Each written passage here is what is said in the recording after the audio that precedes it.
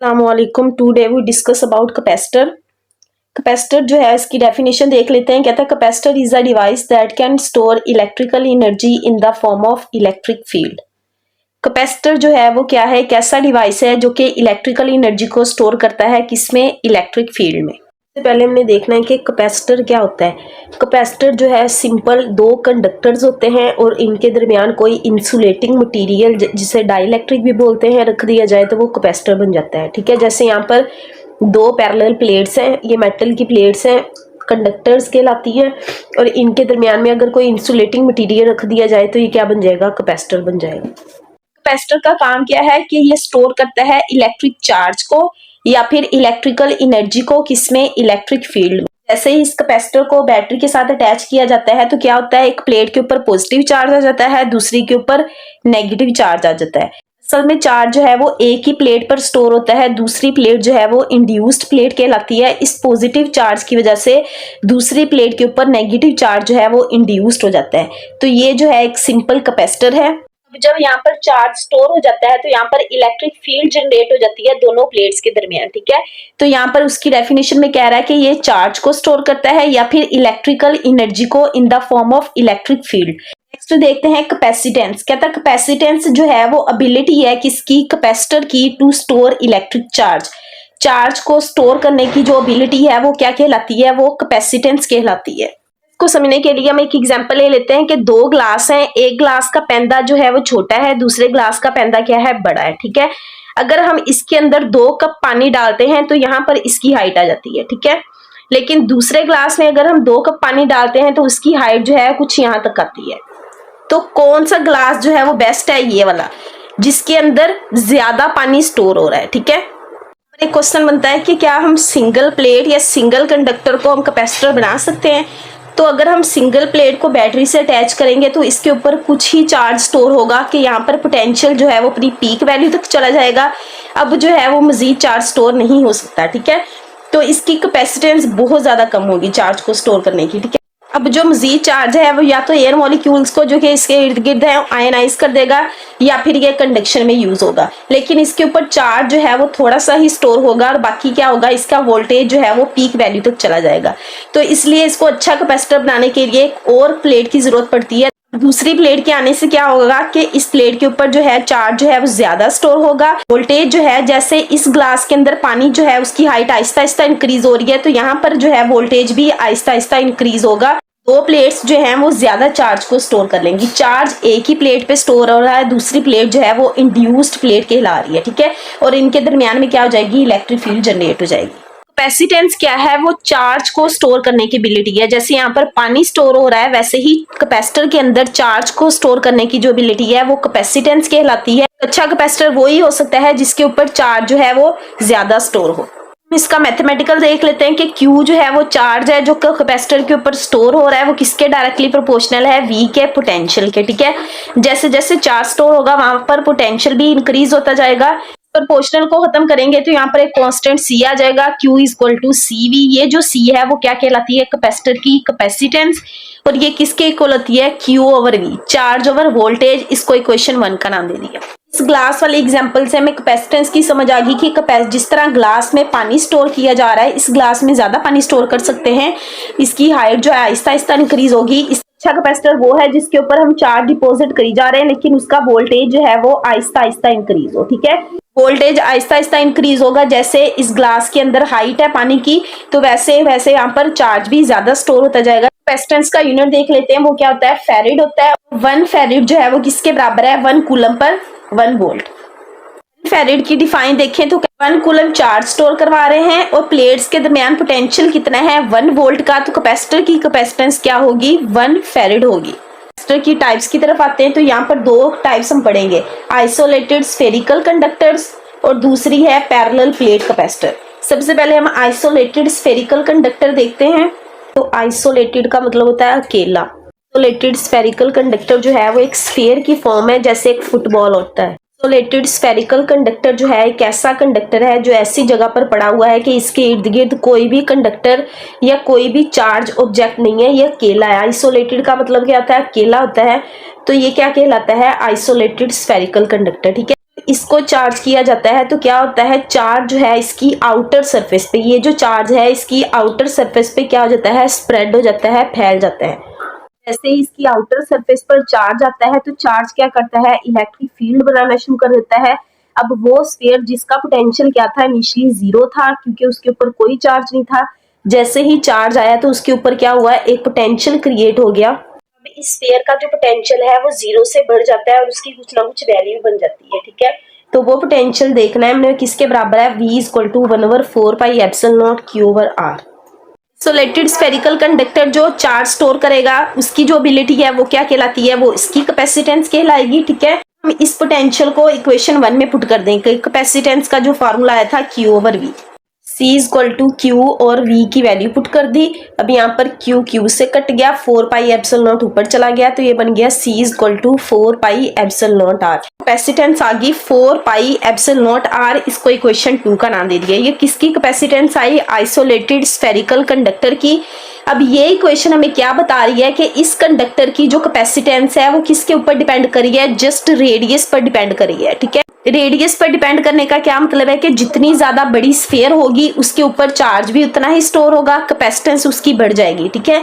और जितनी स्फीयर छोटी होगी उसके ऊपर चार्ज भी कम स्टोर होगा। तो ये जो है कैपेसिटेंस सिर्फ उसके रेडियस पे डिपेंड करेगी, स्फीयर के साइज पे डिपेंड करेगी। बड़ी स्फीयर के ऊपर ज्यादा चार्ज स्टोर हो जाएगा, उसकी कैपेसिटेंस ज्यादा होगी। छोटी स्फीयर के ऊपर चार्ज कम स्टोर होगा, उसकी कैपेसिटेंस कम होगी। इलेक्ट्रिक को रख दिया जाए तो कैपेसिटेंस पर क्या फर्क पड़ेगा, का फार्मूला आ जाएगा 4πε0। एप्सिलॉन आर क्या है, डाइलेक्ट्रिक कांस्टेंट है और साथ में आर आ जाएगा। डाइलेक्ट्रिक के रखने से भी क्या हो जाएगी, कैपेसिटर की कैपेसिटेंस इंक्रीज हो जाएगी। हम कैपेसिटर की दूसरी टाइप देखते हैं, parallel plate capacitor. Parallel plate capacitor क्या है, दो पैरेलल कंडक्टिंग प्लेट्स होंगी जैसे पहले भी बताया था और इनके दरमियान क्या होगा, डिस्टेंस आप होगा, कुछ डिस्टेंस पर पड़ी होंगी। तो ये बन जाएगा पैरेलल प्लेट कैपेसिटर। इसको सिंपल कैपेसिटर भी बोलते हैं, ठीक है। कैपेसिटर की वर्किंग हमने देख ली थी कि जैसे ही प्लेट्स को बैटरी के साथ जोड़ा जाता है तो एक प्लेट पर क्या होता है, पॉजिटिव चार्ज स्टोर हो जाता है। इस पॉजिटिव चार्ज की वजह से दूसरी प्लेट पर नेगेटिव चार्ज इंड्यूस हो जाता है और इनके दरमियान क्या हो जाती है, इलेक्ट्रिक फील्ड प्रोड्यूस हो जाती है। चार्ज जो है वो एक प्लेट पर स्टोर हो रहा था, दूसरी प्लेट पर चार्ज क्या हो रहा था, इंड्यूस हो रहा था। इनके दरमियान इलेक्ट्रिक फील्ड क्रिएट हो जाती है। तो ये कैपेसिटर जो है वो चार्ज को स्टोर करता है या फिर कह सकते हैं कि वो एनर्जी को स्टोर करता है, किसमें, इलेक्ट्रिक फील्ड लाइंस में। दोनों प्लेट्स के दरमियान में वैक्यूम है, हवा है, तो हम देखेंगे कैपेसिटेंस जो है वो किसके बराबर है, Q/V। इसको इक्वेशन 4 का नाम दे दिया। इलेक्ट्रिक फील्ड इंटेंसिटी जो है उसका फॉर्मूला है V/D, ठीक है। इसको इक्वेशन 5 का नाम दे दिया। अगर हम इस पैरेलल प्लेट कैपेसिटर की इलेक्ट्रिक फील्ड फाइंड करना चाहें गॉसेस लॉ से तो वो आती है E equal to σ/ε0। Charge store per unit area जो है वो क्या कहलाता है, सरफेस चार्ज डेंसिटी, उसको सिग्मा से रिप्रेजेंट करते हैं। हम सरफेस चार्ज डेंसिटी की वैल्यू को इस इक्वेशन में पुट करेंगे तो इलेक्ट्रिक फील्ड आ गई Q/ε0। इसको इक्वेशन 6 का नाम दे दिया। हमारे पास इलेक्ट्रिक फील्ड इंटेंसिटी की दो इक्वेशंस आ गई, 5 और 6। इन दोनों को कंपेयर करेंगे तो ये आ जाएगा V/D equal to Q/A/ε0। Next हम इसको रीअरेंज करेंगे, V जो है उस तरफ जाके डिवाइड हो जाएगा, ये बन जाएगा Q/V और A/ε0 उस तरफ जाके क्या हो जाएगा, मल्टीप्लाई, ये आ जाएगा A/ε0/D। Q/V जो है वो बराबर है A/ε0/V। Q/V जो है वो किसके बराबर था, कैपेसिटेंस के बराबर था। तो हम लिख सकते हैं कि जो कैपेसिटेंस है वो किसके बराबर आ गई, A/ε0/D। इस इक्वेशन में A जो है वो प्लेट्स का एरिया है, ε0 जो है वो परमिटिविटी है फ्री स्पेस की और D जो है वो क्या है, प्लेट्स के दरमियान सेपरेशन है। ये इक्वेशन हमें बता रही है कि कैपेसिटेंस जो है वो एरिया के डायरेक्टली प्रोपोर्शनल है और कैपेसिटेंस जो है वो प्लेट के दरमियान जो डिस्टेंस है उसके इनवर्सली प्रोपोर्शनल है। अगर प्लेट का एरिया इंक्रीज होता है तो कैपेसिटर की कैपेसिटेंस बढ़ जाएगी, वो ज्यादा चार्ज स्टोर करेगी। यहाँ से हमें पता चलता है कि कैपेसिटेंस का और डिस्टेंस का क्या है, इनवर्स रिलेशन है।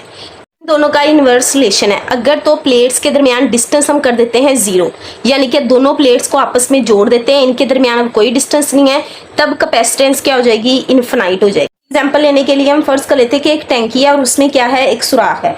इस टैंकी के अंदर हम पानी डाली जा रहे हैं लेकिन क्या हो रहा है, पानी जो है उस सुराख से जाया हो जा रहा है। अगर हम जितना मर्जी पानी डाली जाए लेकिन क्या होगा, टैंकी कभी भी फिल नहीं होगी क्योंकि जो है वो इस लीकेज से लीक होता जाएगा। तो यहाँ पर ऐसे लगेगा कि जैसे इस टैंकी के अंदर पानी को स्टोर करने की इनफिनाइट सलाहियत है, इतना भी पानी डाली जा रहे हैं, टैंकी जो है वो फिल नहीं हो रही। असल कहानी क्या है कि वो यहाँ पर होल है और वहां से पानी क्या है निकली जा रहा है, ठीक है। तो अगर कैपेसिटर की प्लेट्स के दरमियान डिस्टेंस 0 हो जाता है तो कैपेसिटर में हम देखें तो इसका मतलब है दोनों प्लेट्स को अब जोड़ दिया गया, ठीक है। प्लेट्स को जोड़ने का मतलब है कि एक प्लेट जो है वो ग्राउंड है, अब दूसरी प्लेट पर हम जितना भी चार्ज स्टोर करते जाएंगे वो क्या करते जाएगा, यहाँ से सारा चार्ज जो है वो ग्राउंड होता जाएगा। यानी कि हम चार्ज स्टोर करी जा रहे हैं और चार्ज जो है वो क्या होता है, ग्राउंड होता जा रहा है। जो है वो खुद एक कंडक्टर है, वो क्या करेगी, इन सारे पॉजिटिव चार्जेस को अपनी तरफ अट्रैक्ट करती जाएगी, ठीक है। और चार्ज जो है वो क्या होता जाएगा, ग्राउंड होता जाएगा, 0 होता जाएगा। की कैपेसिटेंस इनफिनाइट है, हम इस पर चार्ज स्टोर करी जा रहे हैं, लेकिन ये कैपेसिटेंस इसकी फुल नहीं हो रही। तो असल में कहानी क्या है, दूसरी प्लेट ग्राउंड है। दूसरी प्लेट ग्राउंड होने का मतलब है कि वो सारा पॉजिटिव चार्ज को ग्राउंड करी जा रही है। अब हम जितना भी चार्ज इस पर स्टोर कर लें इसकी कैपेसिटेंस कभी भी फिल नहीं होगी। तो दो प्लेट का डिस्टेंस 0 होने का मतलब है कि वहां पर कैपेसिटेंस क्या हो जाएगी, इनफिनाइट हो जाएगी। दूसरा केस क्या है कि अगर दोनों प्लेट्स जो है वो इनफिनाइट डिस्टेंस पर हो, यानी कि दोनों प्लेट्स इतनी दूर हो, तो फिर हमने सिंगल प्लेट पर देखा था कि सिंगल प्लेट पर थोड़ा सा ही चार्ज स्टोर करेंगे तो फौरन उसका वोल्टेज क्या होगा, पीक वैल्यू पर चला जाएगा, मजीद चार्ज उस पर स्टोर नहीं होगा। तो सिंगल प्लेट की कैपेसिटेंस जो है वो ऑलमोस्ट 0 होती है। ये था इस इक्वेशन का फिजिकल मीन कि अगर कैपेसिटर की प्लेट के दरमियान डाई इलेक्ट्रिक रख दिया जाए तब उसकी कैपेसिटेंस क्या होती है, ठीक है। तो यहाँ पर हमने कंसीडर कर लेना है कि एक चार्ज कैपेसिटर है, कैपेसिटर चार्ज था, उसको उठा के उसको वोल्ट मीटर के साथ अटैच कर दिया। जैसे ही कैपेसिटर को वोल्ट मीटर के साथ अटैच किया तो यहाँ पर वोल्टेज की रीडिंग देख सकते हैं क्या है, मैक्सिमम है। अब जैसे ही डाई इलेक्ट्रिक रख देंगे कैपेसिटर की प्लेट के अंदर तो वोल्टेज की जो रीडिंग है वो ड्रॉप कर जाएगी, ठीक है। जो वोल्टेज जो है वो मैक्सिमम आ रहा था, वोल्टेज की जो रीडिंग है वो क्या हो जाएगी, कम हो जाएगी। अब जैसे ही वोल्टेज की रीडिंग कम होगी, चार्ज तो जितना स्टोर था कैपेसिटर पर उतना ही है। अब डाई इलेक्ट्रिक के आने से क्या हुआ, वोल्टेज डिक्रीज हो गया। वोल्टेज डिक्रीज होने का मतलब क्या है कि यहाँ पर कैपेसिटेंस क्या है, कैपेसिटर की इंक्रीज हो जाएगी, ठीक है। इन दोनों का इनवर्स रिलेशन है। जब वोल्टेज ड्रॉप करेगा, पोटेंशियल ड्रॉप करेगा तो कैपेसिटेंस क्या हो जाएगी, कैपेसिटर की इंक्रीज हो जाएगी। प्लेट कैपेसिटर की कैपेसिटेंस आ जाएगी A epsilon naught r over d, ठीक है। ये कैपेसिटेंस किस पे डिपेंड करी है, एरिया ऑफ प्लेट्स के ऊपर, डाई इलेक्ट्रिक कांस्टेंट के ऊपर, परमिटिविटी ऑफ फ्री स्पेस के ऊपर और प्लेट्स के दरमियान सेपरेशन के ऊपर।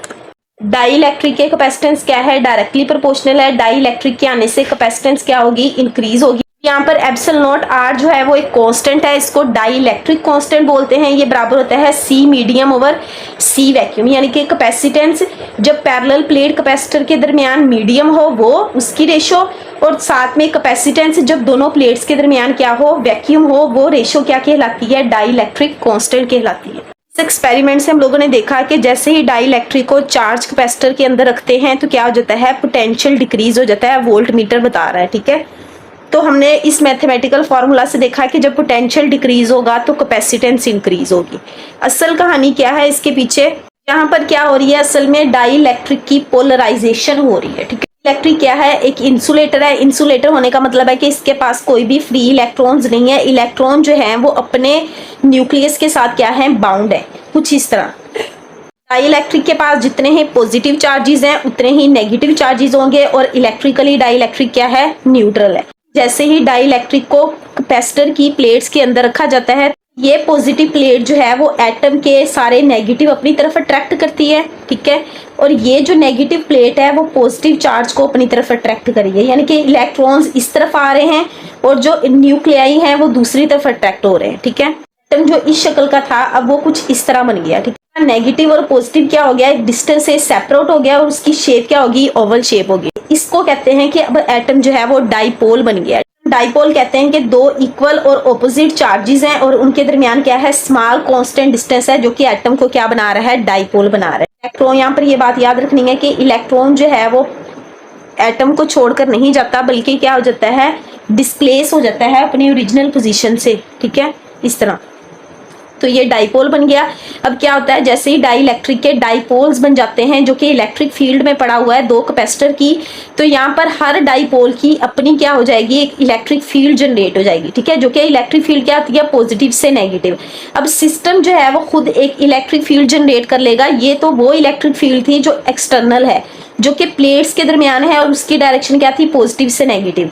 जबकि डाइपोल की जो इलेक्ट्रिक फील्ड है वो क्या हो जाएगी, इस इलेक्ट्रिक फील्ड के अपोजिट है। ये जो इलेक्ट्रिक फील्ड है इस इलेक्ट्रिक फील्ड को अपोज करेगी, तो यहाँ पर नेट इलेक्ट्रिक फील्ड क्या हो जाएगी, डिक्रीज हो जाएगी। यहाँ पर ये फिनोमिना जिसमें डाइपोल्स बन जाते हैं किसी भी डाई इलेक्ट्रिक के, जिसको कैपेसिटर की प्लेट्स के अंदर रखा जाता है, वो क्या कहलाता है, पोलराइजेशन कहलाता है। एटम जिसके पॉजिटिव और नेगेटिव स्मॉल डिस्टेंस पर होता है वो क्या कहलाता है, डाइपोल कहलाता है। इस डाइपोल की अपनी एक फील्ड जनरेट हो जाती है जो कि एक्सटर्नल फील्ड को क्या करती है, अपोज करती है, और नेट इलेक्ट्रिक फील्ड यहाँ पर क्या हो जाती है, डिक्रीज हो जाती है। डाई इलेक्ट्रिक के रखने से नेट इलेक्ट्रिक फील्ड क्या हो जाएगी, डिक्रीज हो जाएगी। यहाँ पर एक क्वेश्चन बनता है, इंपॉर्टेंट है, कहता कि बताएं कि डाई इलेक्ट्रिक को जब प्लेट के अंदर रखा जाता है तो कैपेसिटेंस क्यों इंक्रीज होती है। पर हमने देखा है कि जैसे डाई इलेक्ट्रिक रखते हैं उसके डाइपोल्स बन जाते हैं।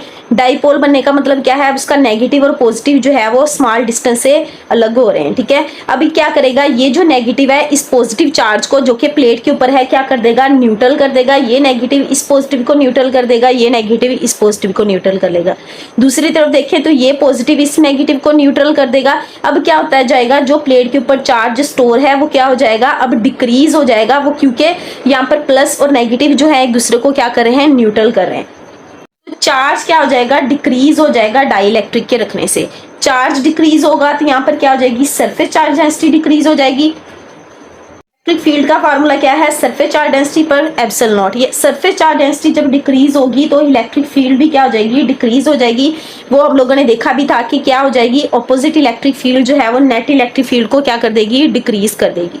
और जब इलेक्ट्रिक फील्ड डिक्रीज होगी तो पोटेंशियल यहाँ पर क्या हो जाएगा, ऑटोमेटिकली डिक्रीज हो जाएगा, क्योंकि दोनों डायरेक्टली प्रोपोर्शनल है। और जब पोटेंशियल डिक्रीज होगा तो क्या हो जाएगी, कैपेसिटेंस इंक्रीज हो जाएगी। पता चला कि डाई इलेक्ट्रिक के रखने से कैपेसिटर की कैपेसिटेंस इंक्रीज हो जाती है। ये चारों स्टेप्स याद करने हैं एज इट इज। क्या होता है, चार्ज न्यूट्रल होना शुरू हो जाता है जैसे ही डाइपोल्स बनते हैं प्लेट्स के ऊपर, ठीक है। जैसे ही चार्ज डिक्रीज होगा अब क्या हो जाएगा, यहाँ पर सरफेस चार्ज डेंसिटी डिक्रीज होगी। सरफेस चार्ज डेंसिटी के डिक्रीज होने से इलेक्ट्रिक फील्ड डिक्रीज होगी। वो हम लोगों ने देखा भी था कि नेट इलेक्ट्रिक फील्ड क्या हो जाएगी, यहाँ पर कम हो जाएगी। और जैसे ही नेट इलेक्ट्रिक फील्ड कम होगी तो पोटेंशियल क्या हो जाएगा, वो भी कम हो जाएगा। और पोटेंशियल के कम होने से कैपेसिटेंस क्या हो जाएगी, इंक्रीज हो जाएगी, क्योंकि ये दोनों एक दूसरे के इनवर्सली प्रोपोर्शनल है। तो यहाँ से पता चला कि कैपेसिटेंस जो है वो डाई इलेक्ट्रिक के रखने से क्या होती है, इंक्रीज होती है।